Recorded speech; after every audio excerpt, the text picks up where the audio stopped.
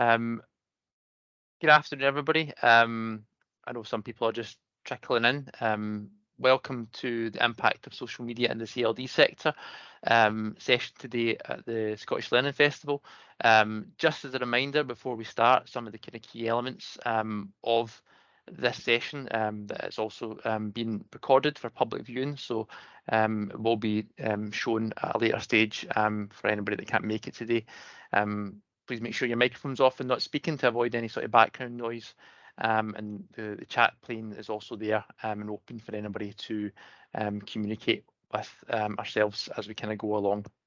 Our hashtags are SLF 2022. And again, we invite anybody to kind of be involved. And if you lose connection at any point, just follow the join instructions you originally used to come back in. So today, like I said, our session is a focus on the impact of social media in the CLD sector. My name is Jamie Dungavel. I'm an education officer for CLD within Education Scotland, and today we're joined also by Kirsten Thompson from North Lanarkshire Council and Kelly Ross from Dumfries and Galloway Council. Today we'll be presenting on how social media impacts within the communities that CLD work within and how practitioners can utilise social media to make a greater impact within these same communities. In the first part, we'll look at how social media looks within Scotland and understand its influence. After this, there will be presentations from Kirsten and Kelly who will highlight how they use social media in their areas and the difference it makes with their people and also stakeholders. So first, to set the scene, it's important to know how much social media influences the life within Scotland. The Scottish Government Life at 14 report highlights some of this information from a collective sample of over 5,000 young people. Some of the key findings on this around social media show that young people surveyed spending time on screen activities and social media was very common. Some of the main takeaways from that were that 85% spend at least 1 hour per day watching videos or TV or film, 59% 1 hour per day or more playing games, and 69% spend 1 hour per day using social media or messaging apps. Further information in the report highlights the split in gender in relation to social media. As you can see by the top bar there, only 10% of young people surveyed spent no time on social media whatsoever, whereas nearly half spend at least between 1 and 5 hours every day utilising it. Also demonstrates the kind of difference between genders there, specifically around how girls are more prevalent in using social media and have a higher utilisation than boys. Going beyond this report, we also find more information from the Scottish Household Survey, which is a continuous survey sampling the general population of private residences across Scotland. The most recent data highlights that there is still a gap with internet access in the most and least deprived households in Scotland, with a national average amongst all ages being 82% and 94% respectively. Looking at this in more detail, you can see that in the 16 to 34 category, that gap is only 4%, whereas in the over 60s, the difference between those in the least and most deprived areas utilising the internet is a noticeable 34% gap. With device usage, the most common across the board is mobile phones, with most young adults utilising the internet this way. The national sort of average is kind of highest when it comes to adults using mobile phones. However, as you move through the older age demographics, the number changes to more towards a higher percentage utilising tablets, with again an even split when it comes to personal computers. The bar chart, or the charts on the right, highlight the 5 most common reasons for personal use of the internet and the proportion of adults giving these reasons. As you can see, social media is the 4th most popular, and it shows this kind of growing trend in how children, young people, families, adults use social media to interact online. But social media is much wider than the big names that we're aware of, such as Facebook, WhatsApp, TikTok, Twitter, etc. And it's utilised differently depending on age, profession, communities, lifestyles. The Welsh Government use a really good resource and have a robust resource that highlights the most current platforms, including where they are, how they're used and support around them. In the Know is their project, and it's been specifically created to provide adults, parents, carers with key information that they need to help themselves and young people embark on their digital journey within a social media landscape. The guide they've created covers terminology, usage, risks, and instructions to many social media outlets. Utilising a resource like this, you can see a broad range of social media apps and sites that are used by children, young people, and adults. Some are more common than others and they're more recognisable. However, other ones are actively used and less common in the sort of public eye, but again, are influential within their communities of interest. Even ones that are slightly more uncommon are very popular social media mediums. With a number of these apps, there's also challenges and risks to people that we work with. Having knowledge about what exists out there, who utilises it, and its risk and rewards helps us as practitioners view the communities they are working with, and also begin to strategise ways to make an impact within it. With the example on screen, OnlyFans is a well recognised social media outlet that's, again, sometimes in news and other themes, but not publicly used by the kind of individuals in a common sense. But it's well known for its individuals and how it uses individuals use it to monetize content they create, such as things around fitness or modeling. However, it can also be used to create explicit content. It's very easily accessed by a range of local people. Having that knowledge about what different types of social media is out there helps the CLD sector become more adaptable service. And a resource like the one that the Welsh Government's developed allows staff to do this in a very successful way. One thing that remains common, however, with all forms of social media is elements such as algorithms, filter bubbles, and echo chambers. Now, social media uses algorithms to suggest new content for you based on what you click or tap on, the videos you watch, and the things you search for. With these algorithms, filter bubbles can be created where the content suggested to you might be based on the ideological views that are held from what you search or click for. This creates things such as advertising links, friend suggestions, top posts and forums or feeds, trend suggestions, etc. What this can do is narrow world views, hence the bubble term. For example, if you only search for football on your social media apps and click on everything football related, the algorithms will suggest more and more football related content instead of sharing wider sports, such as things around rugby or tennis, again, given that bubble of the information you see. Where this takes a step further is things around the terminology around echo chambers. And this is where social media can sometimes be used and be full of opinions that match your own. And if you're within an echo chamber, and again, the algorithm focuses that, it means that the views you see based on the content you're watching and the comments, etc., can be ones that have very little disagreeing views to your own. This means the world views that are displayed are isolated to this particular chamber, shaping the views that are seen. Where this can be tricky is when you work with adults and young people, it means that the views that they have can be shaped by the content that they are seeing and it's been echoed back to them, strengthening their views and making them believe that their views are the only correct ones. And this can be commonplace and seen around different parts of society, and especially around things like conspiracies, etc. And this is how this can be enforced. It's important to understand that this is how the social media system in a lot of ways works. And we need to encourage others to think critically about what they see and be aware of what is being presented to them as a result of things like algorithms. In Scotland, we have digitally agile principles for CLD that were developed in collaboration with YouthLink Scotland, Learning Link Scotland, and the Scottish Community Development Centre. These principles, or the need for these principles, emerged from the strategic discussion at a CLD National Workforce Development Group. These principles offer a set of guidelines on how CLD sectors should utilise and incorporate new technologies and social media in current practice. The purpose of this is to ensure that the sector makes the best use of digital technology and social media in a way that is consistent with the CLD approach, and for the benefit of the young people, adults and communities in which we work with. Furthering from this, there's also specific guidance on how social media can be utilised within the CLD sector specifically. For example, YouthLink provide guides for youth workers on how to utilise social media in practice, which give great understanding and approaches of how social media can be incorporated in work and the trials and tribulations that come with it.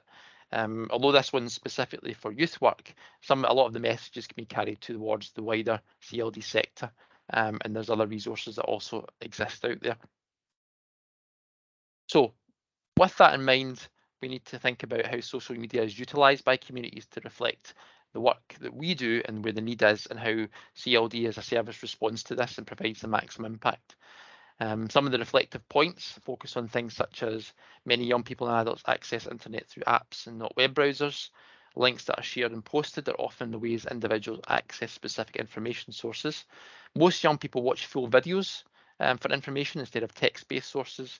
Many adults will find out news from social media feeds, and professionals use social media to discover good practice and network. So some of the kind of key thinking around that is information that's out there. Why is it there? What messages social media are trying to get us to see? Is there a motive or persuasive language that is there specifically to get me to a point where I'm thinking about a specific piece of content? So the nature of the message that's within social media, and also the mechanisms and how it's displayed. So now that there's a good broad picture of social media and how impactful and how large a representation it has within Scotland and some of the elements within in regards to a national context. As I said at the start, we're joined today by Kirsten from North Lanarkshire Council and Kelly from Dumfries and Galloway Council. They will be sharing their experiences of utilising social media within their authorities and the influence and impact they have created as a result. They'll also share the challenges they've faced along the way and how to overcome, or how they've overcame these. Hopes are that essentially that others that are here might utilise these messages and be willing to use social media more within their settings. So I'm going to stop presenting there, and Kirsten, if I can pass to you, if that's all right. Yep, sure. Thanks, Jamie. Hi, everybody. Thanks for joining the session. I'll just share my screen.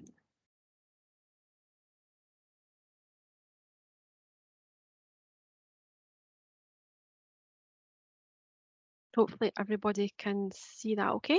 Do I just shout if that's all right? Yep. Yep, okay, great. So as Jamie says, I'm from North Lanarkshire Council. My main role there is a development officer within the youth work team. But as you might know, if you work in CLD, sometimes you have to wear many different hats as a youth worker or a CLD worker. So one of the hats that I now seem to wear is around social media, and I kind of take a bit of a lead for the whole department. So our adult learning team, our family learning team, and the youth work team, just generally about how we manage and promote our social media.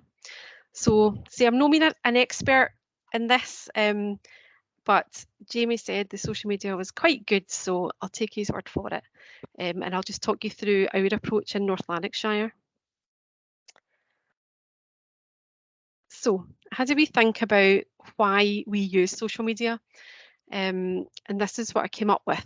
First, well, not really in any particular order, I suppose, but this is why we use it. I would say we use it to showcase our work. You know, it's really, really important that we're always kind of banging the drum for CLD, the impact it has, the benefits it has to learners, and to support other services within the council and other priorities. So we're always kind of just showing what we're all about, what we're doing, celebrating and showcasing that work. We also just use it generally to inform, just to let people know what's happening, information that might be of use to them, just really getting information out there in a quick and free way, I suppose. We use it to promote our services, whether that's trying to reach learners to let them know what groups are happening in their areas, what are the learning opportunities, you know, what's out there, just using it to get in touch with people that way. We also use it particularly in youth work to drive traffic to our web-based services. So we have dedicated web pages within the Young Scot national web portal. So we are very often just sharing a link, or perhaps it's a survey or something we want to complete. We're sharing that via social media and driving the traffic to the destination that we're wanting to direct people to go to. and also just really to connect with people. That's reaching out and engaging with the communities out there, or connecting, more online with smaller groups of young people. So generally, this is an overview in CLD, so across our youth work, family learning and adult learning teams, we have, I've just spotted a typo on my screen there. We have Facebook, which is probably the one we've had for the longest periods of time. Then we have Twitter, we have Instagram more recently, and TikTok is a pretty very new addition just for the youth work team. Within that, you probably want to be considering different audiences, because you'll not find as many young people using Facebook, for example, but you might be able to reach out to adult learners or the parents of your young people that way. Twitter, we tend to find, is more a platform for engaging with other partners, other professionals, perhaps less so than individual learners, although there will be some on there, but it's maybe more about that kind of professional dialogue. I certainly find it really useful as a professional just to see what else is out there, what other partners are doing, what other CLD services are doing. Instagram, very much more visual, and again, a much younger audience on there. So specifically within youth work, we would be using that to reach out directly to young people. The same with TikTok, very much younger people, although I do have a TikTok account myself, and I think it's quite fun. But I would say it's more young people that are on there. So that's just a wee bit to consider about who you're trying to target and what are the audiences there. Kind of last year or so, we had a lot of locality team-based accounts that were maybe just for, like, say, the Airdrie locality, and that included family learning, adult learning and youth work. But we quite quickly realised that that's 3 very different audiences who are looking for very different type of services. So it didn't really make sense to have it all coming broadcast from the same platform, if you like. So we've kind of done a bit of reorganisation in the last year, working with our corporate comms team, just to kind of streamline all the accounts. I think we had about over 60 odd different accounts for social media. So we've pretty much streamlined all them into our 3 main channels of youth work, family learning and adult learning now, which seems to be working much better. I'd also say there, just it is important to support your staff who are, if you're expecting them to be involved in managing the social media accounts, just to give them a wee bit of training or support. We certainly did a lot around kind of online safety. I'm a COP ambassador as well for online safety. So some of the things that Jamie touched on there about, the echo chambers and the safety aspects that some people have concerns about social media, having awareness of that, and also just around, protecting yourself as a professional, who you're linking in with in social media. We have certain kind of guidelines around that. Much of which we actually took from the kind of YouthLink guidance that came out a year or 2 ago, really when this kind of went a lot during lockdown, when we were doing a lot more online, we developed and revised our guidelines for staff. So that's just a wee point to note. Okay, let's go backwards. So these are just, very quick stats. I just did a quick pull. This is only for our youth work accounts.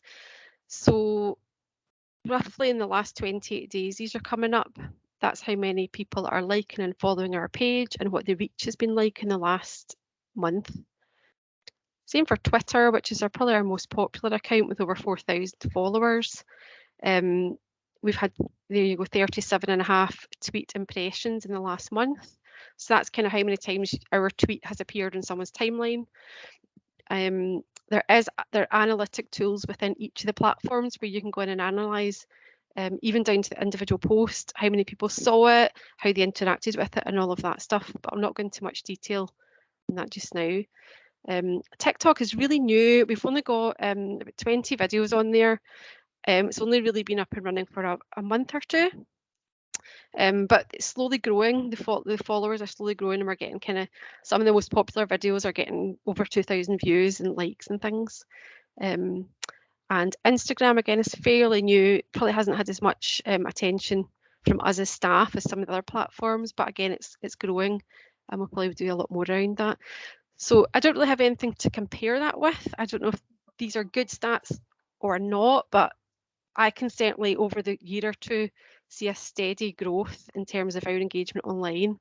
So it's only increasing, if you like. And I think overall that's like thousands of people who we're kind of engaging with and reaching out to via our social media. So we're happy with that.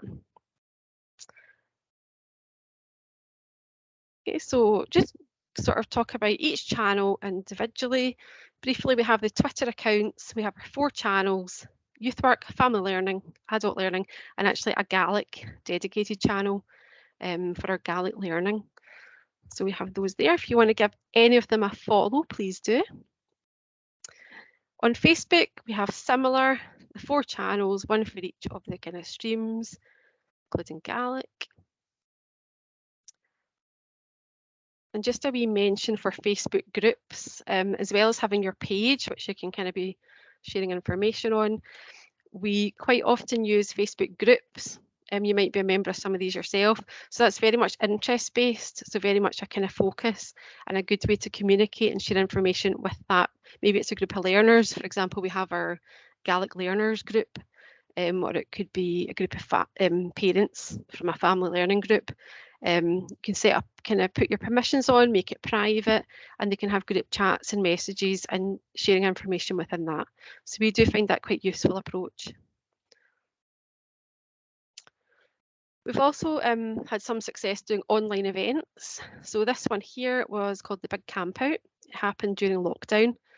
And we basically live streamed through a Facebook event page. We had a whole evening and overnight of camping themed activities, and over, I think it was about 300 odd families tuned in and sort of set up camp either in their own back garden or their living rooms, and took part in the activities.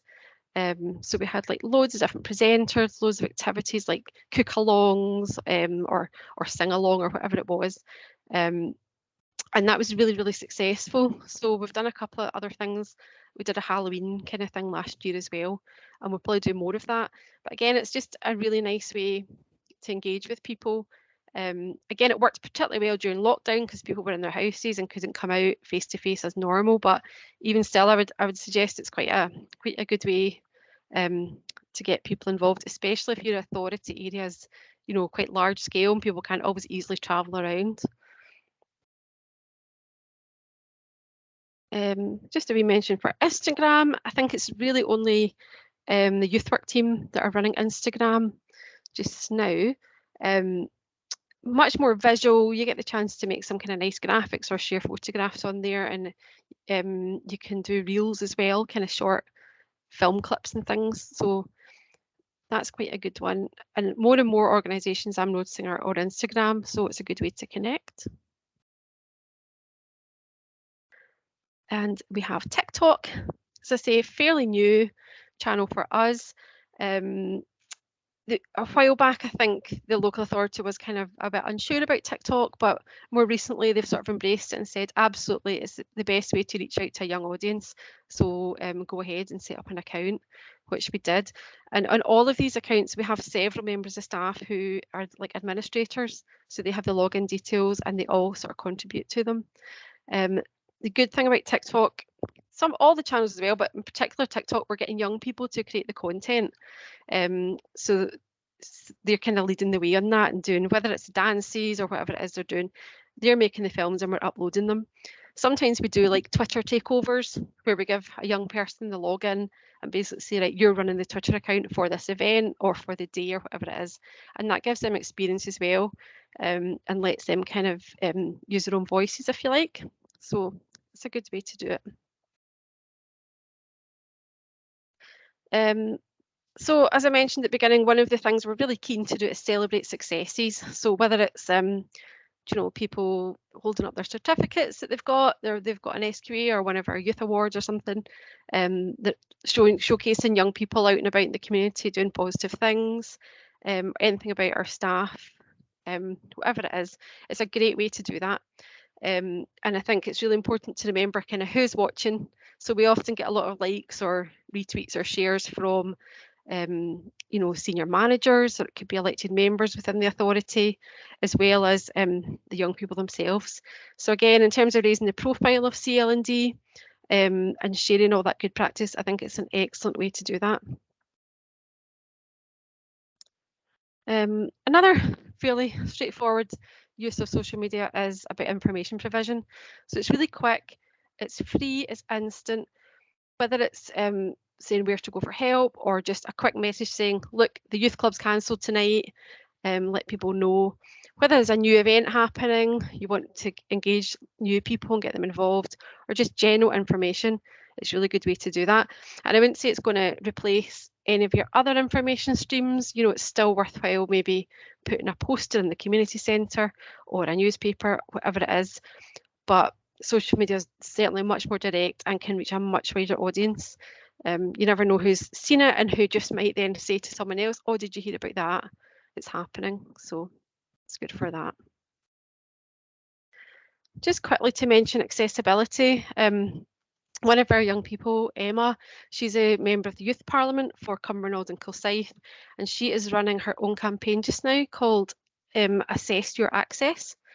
So I would recommend to check out that hashtag on Twitter. We had Emma along recently. She did training for our staff team across the whole of CLD staff, and she was letting us know that sometimes social media is not accessible to everyone, particularly people with disabilities who perhaps are using a screen reader, for example, and it can interpret some things like photographs, or it makes some text difficult to read unless you use the camel case style of hashtag, which is demonstrated here on the screen, which is capitalising the first letter of every word. Just makes it much easier to read. Using alt tags on photographs is also something we should all be doing. There's quite a few guidelines around this. So Emma's input to us was excellent. And as I say, please check out her campaign and get some tips for that. We actually invited our corporate comms people along as well, and they took it all on board if they weren't already doing these things, because we want it to be for everyone. We want everyone to be able to access the social media equally. So that's just thought I would mention that. I think that's really me. I don't know if we've got time for any questions, but that was just a quick run through. Don't see any questions at the moment in the chat. I think just in the interest of time, we'll jump to yourself, Kelly. Just thanks very much, Kirsten. I think that just highlights the real way that social media can make an impact in a community learning development setting, and ultimately the kind of difference it can make. Especially some of the key things I took away from that was the influence it has in promoting the service within the authority, but also the opportunities that it creates for young people, adults and families and communities alike. So thanks very much for that. Kelly, I want to pass to yourself, that's all right. So Kelly's from the Dumfries and Galloway Council, and again, really inspirational work when it comes to social media. So Kelly, I've passed to yourself. Thanks, Jamie. Can you see that on the screen all right? Yeah. Is it there? Perfect. So I think for us, so I obviously worked for Dumfries and Galloway Council. In terms of social media for us, I guess it's worthwhile just going back to the beginning. For us, our first social media platform was Bebo way back in 2005. And back then, our motto was ask for forgiveness, no permission, which sometimes you need to do. And certainly it took quite a bit of persuasion after we had that account to keeping that account, but we knew way back then that we had to be where young folk were.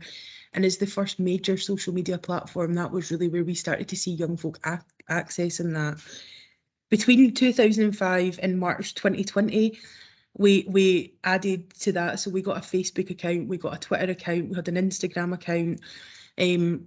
But to be honest, really the focus for that up until March 2020 was about us sharing information. It was about us promoting events, promoting the achievement of young people. It was about giving information. It wasn't necessarily used as a two-way tool, and it certainly wasn't something that we were probably utilising to the best of our ability. I think like most youth worker CLD services in March 2020, we all had to rethink how we were delivering our service. And I think for us, we really embraced that. And it is worth while saying, because it's almost ironic that I'm talking about digital youth work, I was one of the folk who really pushed back on digital youth work and digital online work, because I had real worries and concerns about it and couldn't see the value in it. So to be totally converted to the other side is probably a good starting point. So similar to everybody else, like I said, like we had to really look at, in terms of when we closed, what from our face-to-face provision could we then get up and running online as soon as possible for young people.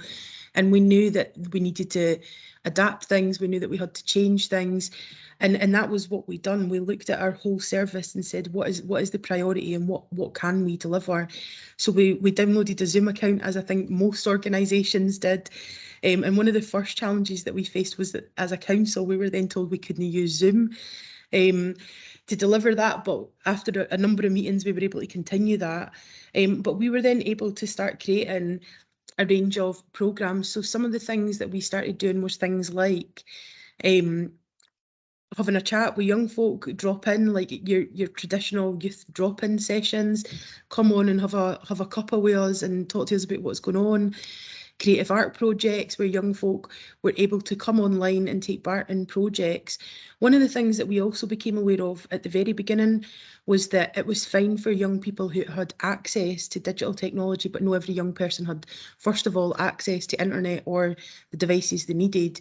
So we worked with other partners to try and secure that. But the other thing was that not everybody had access to the resources. So if you were delivering a youth group in person, actually you would have access to pens, papers, things like that. So to add additionality to this, what we started doing was creating packs that went out to young people to take part in a 4 or a 6 week project that then meant that it was inclusive for everybody to be able to take part online. Since then, what you can see online is kind of a suite of what we delivered during COVID, and I'll only go through it because I know that Kirsten's covered a lot of similar things in terms of North Lan and the work that they'd done. But it was, it was your online tutorials, it was your online groups, it was about giving activities and challenges for young people to take part in, and including wider achievement within that. So whether that was your High Five or your Youth Achievement Awards, trying to get young folk involved and making sure that there was a purpose to that. But since then, we've seen real value in terms of young people engaging with our service that would never have engaged with us before. And also with the demographics of D&G being so big and rural, it also meant that young people who maybe in person couldn't attend a youth group was now suddenly able to access the service online. So from that point of view, although we knew that at some point on face-to-face services would resume, we also then seen the value in the digital youth work. And from that, we then decided that we were going to pull together a pilot project to develop a digital online youth work team. So that is something that we are now 1.5 years into, and it's definitely something that we are seeing real value in terms of some of the projects that we've now moved forward to that I'm just going to talk about. So some of the things that we've been able to do since then is actually training young people to be digital peer educators, because like Kirsten mentioned, it is important, just like with any youth work service that is young people led, that young folk were then being the ones who were taking the lead on a lot of this. So we developed the Digital Peer Educators Programme, the Digital Content Creators Programme, which again was about upskilling young people to be able to take on them roles and to be able to start delivering sessions, to be able to start producing content that would then generate what was on the social media channels. And I think that is something that we've now got more digitally agile young people who are now confident in upskilling other young folks. So there's now that peer education programme where they're then taking the next group of young people and upskilling them. And I think like that's really important, but it's also about some of the stuff that goes behind that. And I know that Jamie mentioned it. There's loads of positives about social media, but there's also the negative side of that. And I think like with these young people, it's about them being aware of that around the COP stuff, how to keep yourself safe online, and making sure that they're then giving that message to their peers. And certainly for us, we've started seeing a real change in young folks' perceptions around the information that they're getting online, because I think once you go down that rabbit hole of some of the conspiracy theories or whatever, it can really change a young person's opinion on society, but also can be quite damaging on their mental health. Again, like I said, like we use different platforms for different things, and we really try and change the content that we're putting up depending on the platform that we're using. So we wouldn't necessarily post the same thing on Twitter as what we would post on Instagram, because they're directed at different people. And the way that within our team that we describe it is, if you were going into a session, you would have a session plan. So it's similar to that. Who's your audience? What is it that you're wanting to get from this? So each of these posts or each of the things that we put up or that we're delivering online, we're asking them same questions: is what is the purpose of this, and what is the value in this for young people? And I think that really helps us to make sure that we stay on track with posting the things that are important and not just suddenly posting a lot of content without any evidence of it having any impact on young people. And I'm sure we've all seen them Facebook pages or Twitter pages where folks share like 100 quotes a day, or, you know, and actually you end up unfollowing it or no engaging with it. So it is just getting the balance of posting enough, but also not too much. Like I said before, we have got Facebook. We use that a lot. We use that predominantly now to engage with wider community, so parents, carers, and use it for things like public things like quiz nights or competitions or online events. And it is a good platform for that.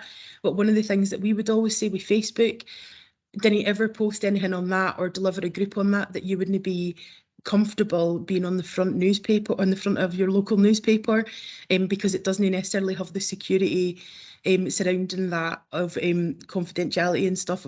If things are going out public, you can't always control what people are then commenting on that. So I guess it's just being aware of that, that we wouldn't necessarily do anything that was confidential using the Facebook platform.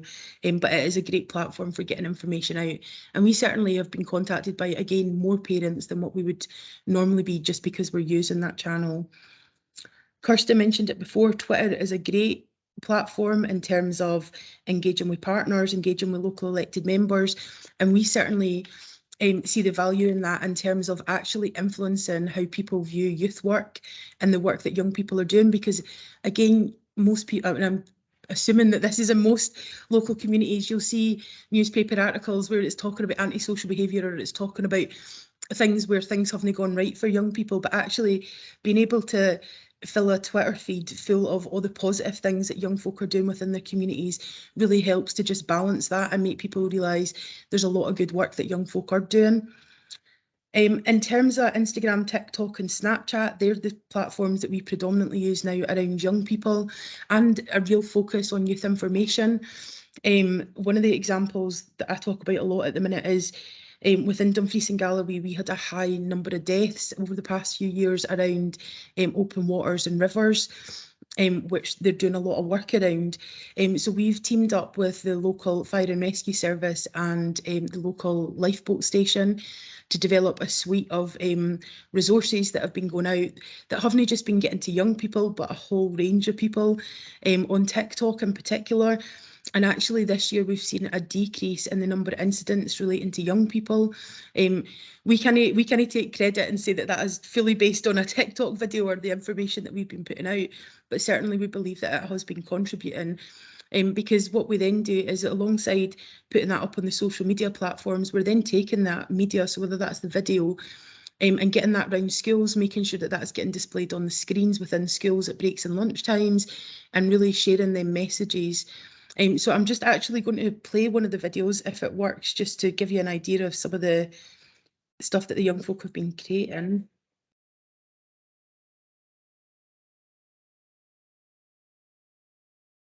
So a dead simple 15-second clip that is encouraging young folk to download the What 3 Words.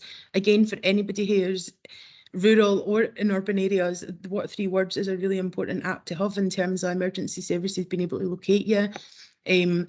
And again, that is something that we've been really pushing with young people, in particular around some of the more rural areas where young folk possibly are going out swimming in areas where they wouldn't even know the name of the loch, let alone what the road is, if they were then to get into trouble in terms of the water. I am aware that we're probably starting to run out of time, so I'll try and speed this up. The other main platform that we've got is our Youth Inquiry Service website. Again, that was developed over the past couple of years. And this is quite an important website that we've got now within Dumfries and Galloway, because it means that young people are able to receive low-level mental health support online, so the one-to-one service online, but equally young folk can come on and ask questions. So where can I go to get condoms? I don't know what to do because I've got my exams coming up. It could be anything that young folk want to talk about. And again, it just means it is open to a wider demographic of people because it isn't based in one location or in a building. And we've really seen a real difference in that, in particular around young people as we came out of COVID, who are really struggling with anxiety, because it means that they're still able to access youth work services, but just no in person. But we have now started seeing some young folk who, after maybe 6 months of engaging online, now starting to come out the house and starting to engage in person because they've built that relationship with a youth worker online. I think, Jamie, have I still got time to finish, or? Yeah, we've got 4 minutes left, so that's fine. Like I said before, young folk are involved in the production of all our content, and I think they're in the process of developing new projects, which is great, and that's really coming from young folk, but also the value that the local partners are seeing in that. So the fire service were the first to kind of put themselves forward. They're not allowed their own TikTok account within the fire service, but they certainly managed to get it signed off to be creating stuff with us. And because other partners are now starting to see the benefit of that, that's something that other partners are now approaching us, asking, can you do something along with us, because we're wanting to get more information to young people. We want young folk to be more informed. And I think that's quite exciting, because actually not just young people are seeing the value in it, but other partners and other agencies are starting to see the value in the digital youth work. And I think that's really important. So keep an eye out, because we're about to do a project with Fast Forward on gambling harms and young people, and I know that there's 6 videos that are getting produced as part of that will be launched at their conference in November. I think just for me, as I finish, I think like we are seeing real impact on young people, but it is also important to say that digital youth work is important, but it isn't something that can replace face-to-face youth work or face-to-face delivery of CLD services. It needs to be something that goes hand in hand, because I think like trying to do one or the other doesn't always necessarily work. And I think sometimes it's just about striking the balance around actually based on the needs of the people that you're serving. So I think like at points we've had to change our programmes as we would with our face-to-face stuff, but it's just about having that flexibility to adapt and change based on the needs of young folk. And certainly I think over the past 2 years this whole process has been speeded up because of COVID, but it's not necessarily a bad thing.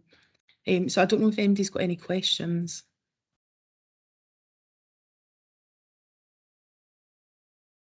Yeah, I think that was excellent. And I know we're just about out of time. I think for me, the main thing that's highlighted across all of that is the impact that's been made, the impact and that can be made in regards to all the different elements within the engaging with young people, involving young people, having influence. These are things that are all so important.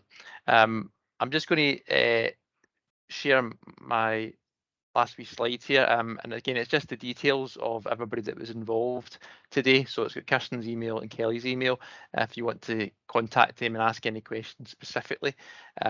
There's also a quick QR code there. There's an evaluation being sent later on from for the Scottish Learning Festival, but just as a sort of wee quick thing at the end there, we've got a wee quick Menti poll that just asks a kind of key question about what the service still needs in regards to support with social media, and seeing Kirsten and Kelly's input, you can see how influential that can be and how much difference it can be. So it'd be good to hear from others that are maybe looking to embark on that social media journey, what is still needed. So if you can click that link or just even scan that QR code, that'd be really quite helpful for ourselves to know where the kind of support is needed. But I just realised our time is unfortunately up, but if there's any other questions, you can put them in the chat. And like I said before, you can contact Kirsten and Kelly. But thank you everybody for coming along. Thank you, Kirsten and Kelly, for such amazing inputs. And hopefully you've enjoyed the session today.